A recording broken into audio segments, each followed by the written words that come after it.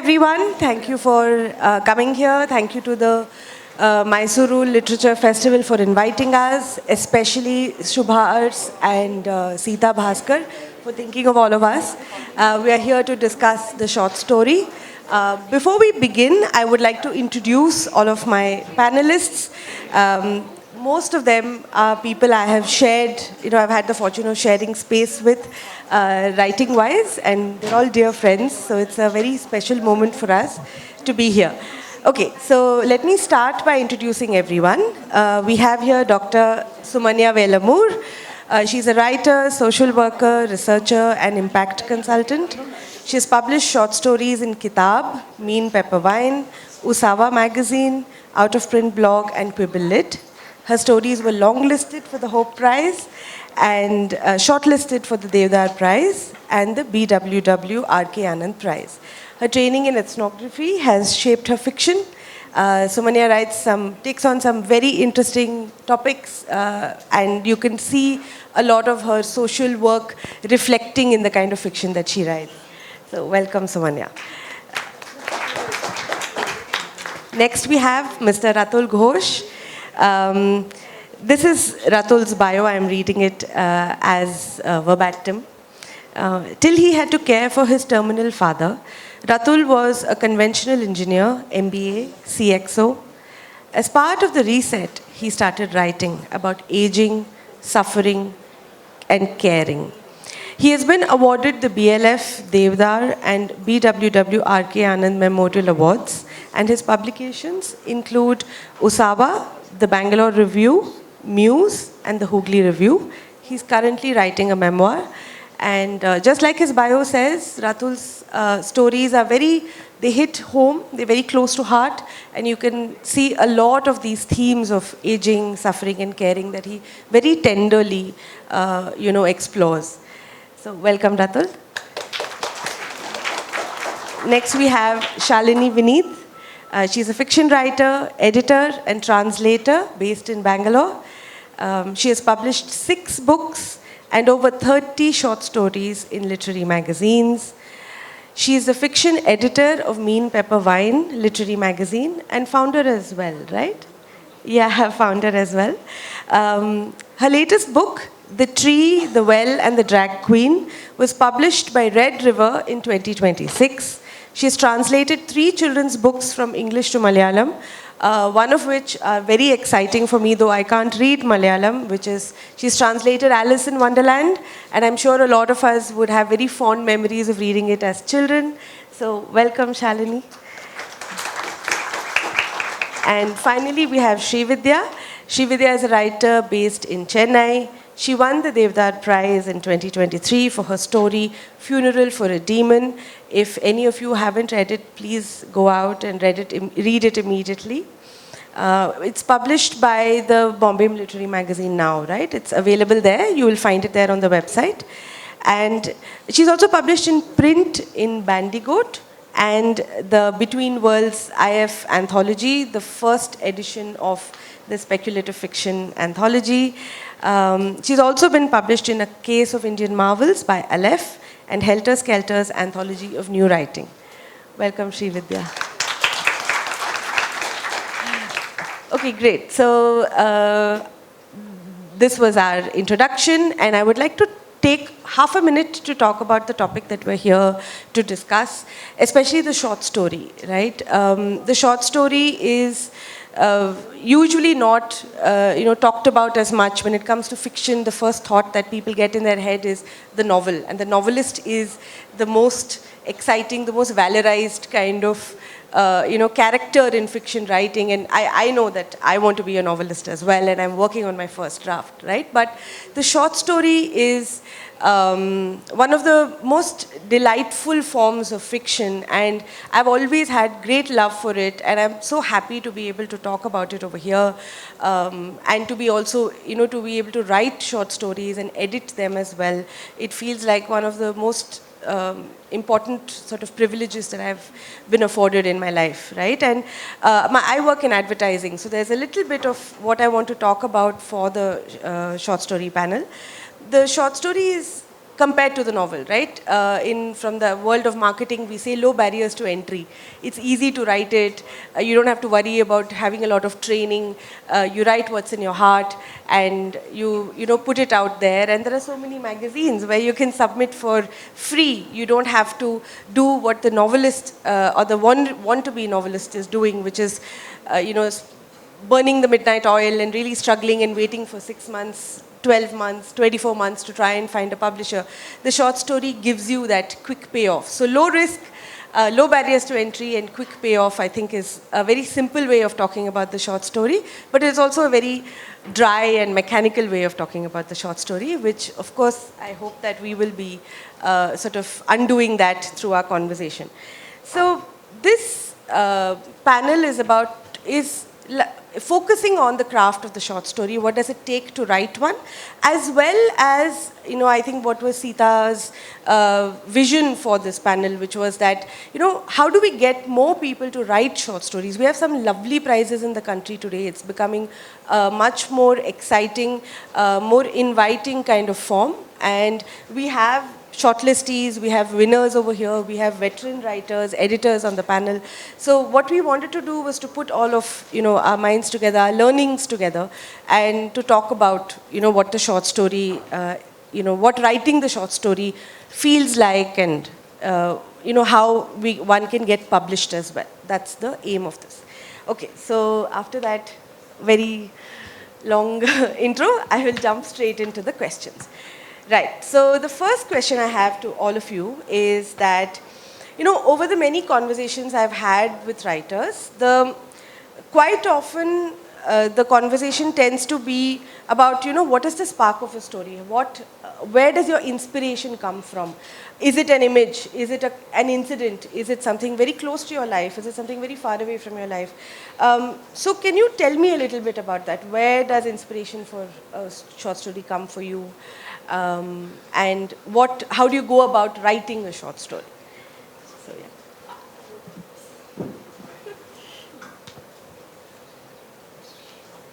It's not. Thank you, Suchitra. Thank you to the Mysuru Lit Fest for inviting us for this. About the spark of the story, for me, it is usually a vignette. It could be an image, it could be a conversation, it could be in the Usawa story, which is called Love and or the Abundance of Rum. I started with this story that I was told when I visited Martinique about this guy, African slave, who survived miraculously volcanic eruption in Martinique. And the legend has it that he survived it because there was an abundance of rum within him. So I thought that was a very interesting place to anchor my story, which I actually wanted to talk a little bit about the colonial experience of the brown person in this space that was France, but not France. So yeah, these are some of the things. What happens is that you take a vignette and you take it out of context and you look at the different ways in which one would look at that vignette. Thank you. Yeah, vignette I think is so vivid, right? And okay. Yes. Yeah, my answer is kind of similar to Sumanya's, but before I go into it, today is the 32nd death anniversary of Vaikam Muhammad Bashir, who was a great short story writer and a guru for all Malayali writers, I guess. So, tribute to him. With his blessings, I think it's such a coincidence that. And so I'll go into the answer. So just like Sumanya said, most of my, as a writer, I'm always on the lookout for stories. So when I read something, when I talk to somebody, when I experience something, I'm just thinking is there a story in here? But I don't immediately write. So suppose if I get an intriguing incident or an interesting person, but it doesn't directly go into a story immediately. It will stay in the back of my head for a very, very long time.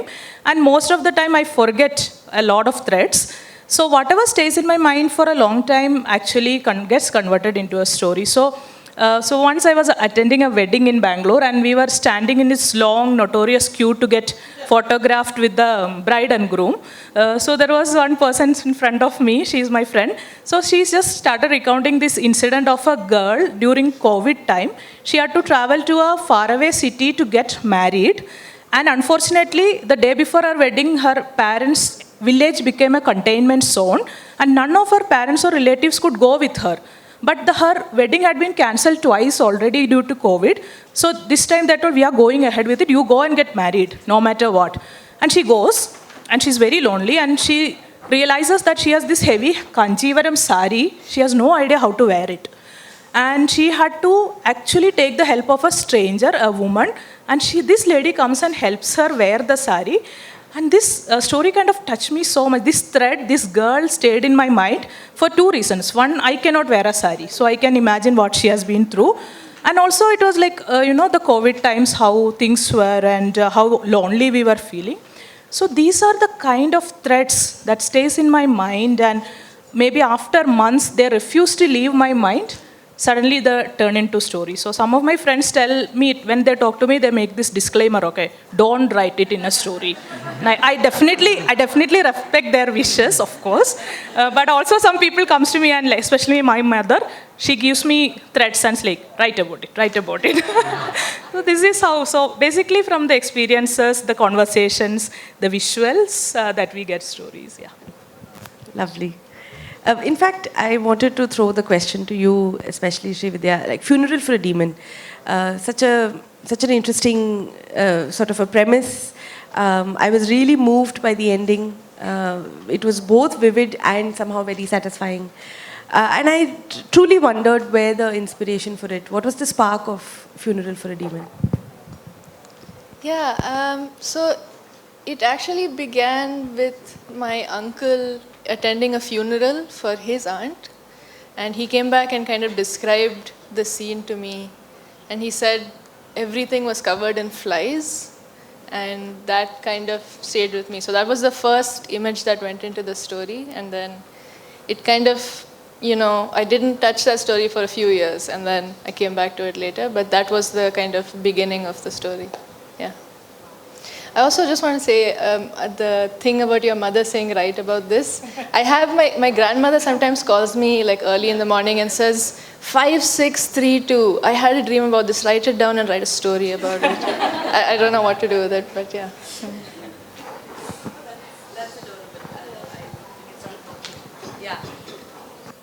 I wanted to ask you, because I find your stories very very real, and it's almost like it's my family. I feel very. So what is the spark for you, especially since it's coming so close to your personal experience, at least from what your bio tells us? How are you able to convert that into writing fiction or? For me, I think different stories have had different journeys. And there is a kind of story which is, I would call it a more constructed story. So that usually starts like the others have described from a germ. It could be an image, it could be a vignette, it could be a turn of phrase, a conversation that you overhear or something, and then it stays behind you. The only thing is, like, of course, I think the nature of who I am, and of course, I think my age now, it doesn't stay in my head like it does for others. So I write it down. So I have a document which is called Pipeline, where all of this goes, and then over time, these forms clusters. There are certain ways of describing nature, and there are some very interesting conversations. There's some character sketches, and there's some scenes, and so on. And sometimes it grows enough to be a story in itself, and I can then build it out and sort of make a story. But this is one kind. The other is when you have an extremely strong feeling, like almost an urge to say something. And this is how my writing started, because I think for many people in the room, right, what happens is you read a lot, so you recognize how bad your writing is. And that stops you from writing. And the worst thing is that you don't have anything to say, because everything has been said before, right? But sometimes when you undergo an experience, like in my case, I suddenly felt the weight of I wanted to say this because there's a lot that we discover in the process of grief, and there's a lot that we've hidden away. we've kept away from ourselves, and all our stories are happily ever after. We forward that part, and we actually shield the eyes of our children. So don't look at this. This is disturbing. So unfortunately, I figure everything out from scratch, and my neighbor again has to start from scratch when that happens. So I decided to talk about this while I thought it was deeply personal. When people came back and spoke about this, it seemed it was universal. It's like something that everybody felt, but nobody really talked about. So I think that's how I got my first validation in terms of continuing on this path. Lovely.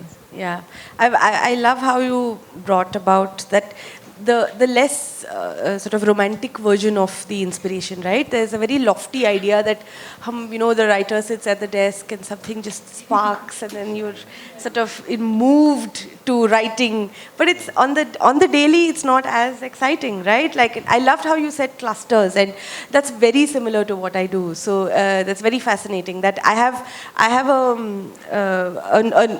like a running notes document where I've called it dump.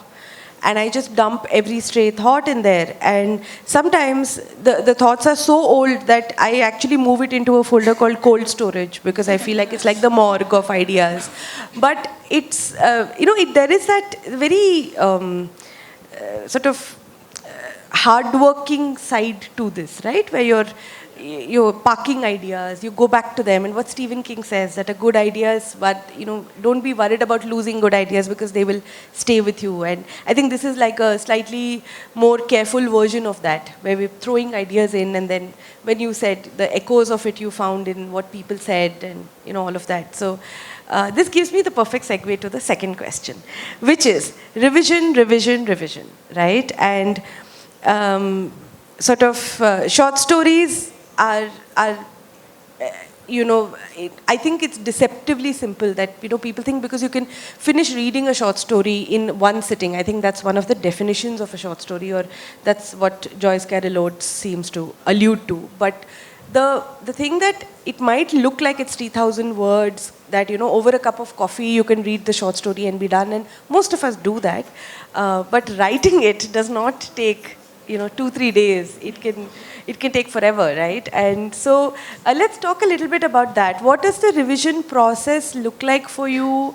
How long is it? What are the steps? Have you developed a process, especially for young writers, budding writers who want to sort of, because I think that's where a lot of frustration seeps in, that where you expect that your first draft turns out to be excellent, but it rarely is. And so what is your revision process? I think, I want to open it out to all of you. Yeah, so as you said, short story seems very deceptively simple, but it is incredibly difficult to write. It's a form that requires a lot of discipline and economy of words. So for me, like as I said, when I start to sit down to write a first draft, I just have this very, very vague thread in my head and a shadow of a character. And I just sit down and I try to write out everything I possibly know about the story, but it feels very uncomfortable for me because I have no idea where the story is going, who the character is. And at that point, I feel very incompetent as a writer.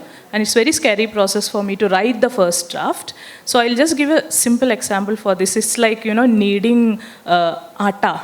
Like, you take the wheat flour and then you pour the water in and you work with your fingers, and suddenly this become a messy, lumpy thing that sticks to your hand. And if you're a untrained cook, you will panic at that moment, like what is going on? And as you knead and knead and knead, it becomes a beautiful, bowl of dough, but you have to go through that process. So for me, it's kind of very, very, very similar, because my first draft is that lumpy, messy thing, okay? Then I revise and revise and revise.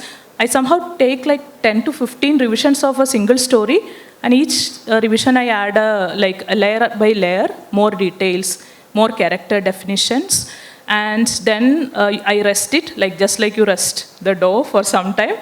Pick it up after a week, start editing, very painful process where you cut down your favorites, cut down what you painfully put in, to improve the story, to make it streamlined and reduce redundancy. So this is kind of my process. Oh, lovely. Lovely. What about the others?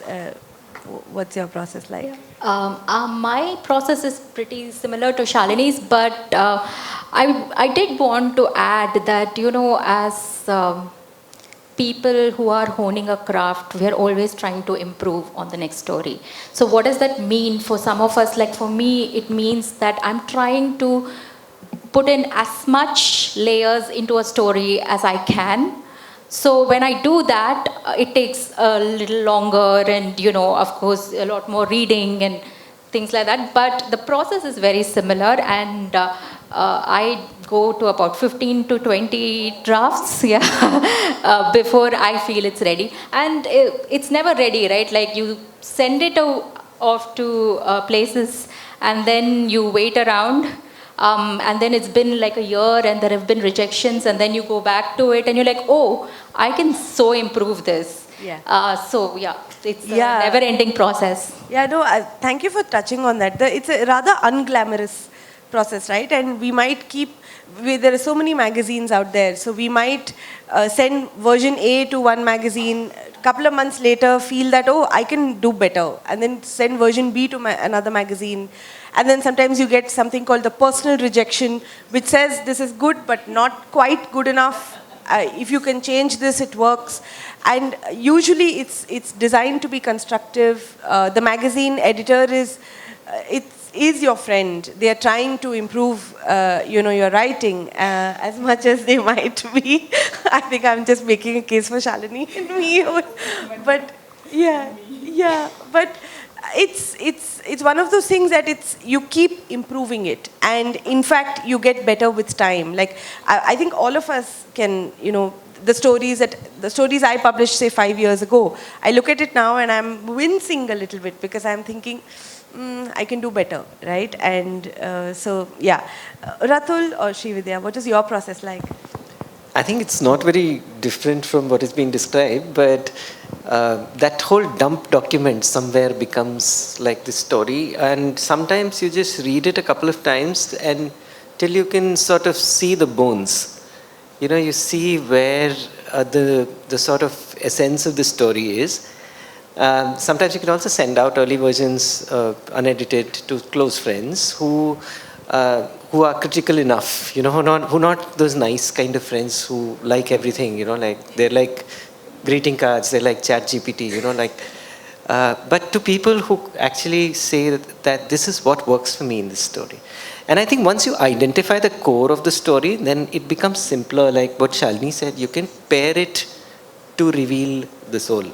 Like then it's like shaping a hedge, and then you know what it looks like. It looks like whatever, a camel. So now the rest of it can be pared away and do that. So I think just that one step to add would be feedback from others. It's been very, very useful because sometimes people see in stories what you don't. And that for me has been very useful in addition to what has been covered. Yeah, just to add to what they've already said, I really love rewriting. I feel like the exciting part of my stories come together around draft 3. So for Funeral for a Demon, for instance, the main character was not even a demon until draft 3. I, had that idea. Until then, she was just like a saintly woman, and obviously I was not excited enough by that, and, yeah. I love that, those discoveries that happen on the third draft. And it sounds like all of us are what we like to call in the biz pantsers, right? We fly by the seat of our pants. We are discovery writers. We don't necessarily know where the story is going when we start off, right? And that's very interesting. Okay, so what about 15 drafts, 13 drafts? I'm also like a 15, 20 draft person. So then how do we, get to the next stage? At what point do you realize that, okay, I think I'm done, I'm ready, the story is done, this is the best I can write for the moment at least, and then we start sending it out to magazines or to contests. We have so many contests today, internationally as well as in the country. Talk us through that a little bit. How do you choose? How do you sift? What would a new writer need to know for submitting stories? I have an Excel sheet, and there is this Erica Krauss list of literary magazines. I mean, it's not foolproof because obviously there are some magazines that are left out. There are some not so great magazines there, but you have to do the grunt work. You have to go read up on those. Magazines and choose for yourself depending on the kind of stuff that you write. These are all literary magazines, and she does this very useful thing of having like 5 tiers of different kinds of magazines. So I've become a little shameless. I start with what I call the GOAT magazines, the New Yorker and things like that, and then as the rejections come in, I go further down the tiers. So yeah, that's. So for me, so I'm talking about from the experience of an editor as well.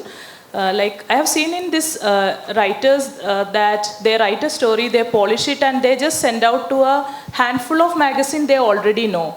And I think it's a very inefficient process. No writer should do that because it will immediately decrease your chance of getting published. So just like Sumanya told, so Erica Krauss 500 magazine is a go-to resource for all of us. So I think the writer has to put a lot of effort into researching magazines, which is a often overlooked effort for a writer. So you may have to sit there and maybe 3 hours make a list of magazines that you like by going through the story or their aesthetics or whatever. I do love magazines which have great aesthetics, great illustrations and etc. So this is something which is overlooked, but every writer has to do this. Spend a lot of time on researching magazine. It's just like market research for you. You have to, that immediately increases a writer's chance of getting published. So there's one small example I want to give. There is a magazine called Funny Pearl UK, which publishes humor only from women. So it's a very niche, and it immediately increases the chance of getting published for a woman writer who writes humor. So this is the kind of things we need to dig out and put it in our safe so that we can take it out and send our stories. The grunt work has to be done by you. You cannot sponge off other people's grunt work. Yeah, because we all write different stories, and what works for you might not work for me, and vice versa, right? Yeah. Yeah, I think I'm probably an exception to the sort of studious study of this art because I'm also new. I started seriously writing about 2.5 years back. I would get accepted somewhere and someone else would tell me, oh, this is a great magazine. I wouldn't know that it's a great magazine. A lot of this would be suggested by friends. And then I think what happened in my case was the community happened. Like, just people reached out and added me on social networks. I started following them back. And then I started noticing where they got published. And sometimes it was like a very open-ended thing that you'd land up on the magazine page, then you read another story there. And then slowly you form an impression about that place, saying, okay, this is, and a lot of these places would be new. Like the Hammock magazine, I discovered it when the publication happened of the winning story. And then I discovered that they're consistently doing work that I admire. So it's sort of, apart from the external expression, and of course there are lists out there, it became about where I would like to see my work. And that became a sort of order in which I went. But at the same time, I think it's not about, where it gets published as much as the joy that you finish something. Because otherwise, like the iteration question that you had before, or like Paul Valery says, he says, my poems are never finished, only abandoned. So I think it forces you to sort of finish something, send it out, and then you see it somewhere so that you can move on to the next thing and probably write a better story than trying to polish the apple till the skin comes off. Yeah, also it could be hidden form of perfectionism, right? That you think you're improving, but you're actually just too afraid to send it out. And so, yeah. Do you have anything to add to this? I'm not as methodical, I wish I were, but so far I do want to say that the people who have been very supportive have been the reason that I've submitted somewhere, or somebody that I love. Like, I am obsessed with Gautam Bhatia, so I submitted to the Westland anthology. I love Kudali Manikavel from Blaft, and so I submitted a story to Blaft, and now I'm in one of their anthologies. And that's how I've gone about it so far. And plus, she wins a lot of awards, so She does, yeah. she automatically gets published. Yeah, the silent superstar. Yeah, I know. So, I mean, we've been discussing very sort of how to get published, kind of very game plan stuff, right? So I want to pull back and get back to the magic of writing, or the magic of the short story, and we'll open it out to questions for others. But before that, I would like to ask all of you very quickly for what's your most favorite short story of the moment, or what is a short story that made you feel like, I want to write one too. Just tell us about it. Yeah, Octavia Butler has a story called Bloodchild. I think that's my all-time favorite story. But I have also recently discovered Jay Mohan, and if you haven't read him, I highly recommend that you do. I actually think one of Shalini's stories reminded me a lot of Jay Mohan, so you should also read her stories. So for me, it's God Thief by Perumal Murugan, my kind of most favorite story, and also definitely Vaikam Muhammad Bashir's all stories. And now I'm reading Vasudendra's I Love My Mother, English translation. It's fantastic non-fiction narratives. I have taken a break from short stories currently because I'm writing my novel, but the most recent one was the mattress story theory by Robin Perros in TBLM. Yes, you told me. The second-hand mattress theory. Yeah. And I loved the narrative, and that it was one of my. I gushed about it on Instagram. Yeah, I think this, we have a list of all-time great sort of short story writers, and they're sort of masters of their craft sometimes, and there's a lot to learn from those people. Like, so often I would see a Stephen King and then see that this story should have ended here, but he's extended it further, right? So he's taken it to somewhere else, and it now becomes a little more filmy. And then I remember, but he's writing for the readers, right? He's not even writing for a jury, like which I have been sort of doing. And then Mary Costello, she has another way about it. And I mean, it's not a very popular answer now, but the classics from way back, when the Indian short story was a different art, like the Tagore's and the Premchands and so on, where things had a beginning and a middle and an end, and it's not like a moment or like a slice that the modern short stories is about, and so on. Of late, I've been discovering a lot of regional stories from across the world, which they just do things a little differently, and that's a lot of inspiration that's helped me of late. Oh, lovely. Ratul, every time you say something, I feel like you open 4 topics in my head, and I want to discuss all of them, but we don't have time. But we'd love to, chatter on about this later if anyone's interested. Does anyone have a question? Yes. Can you hand the gentleman a mic, please, over there?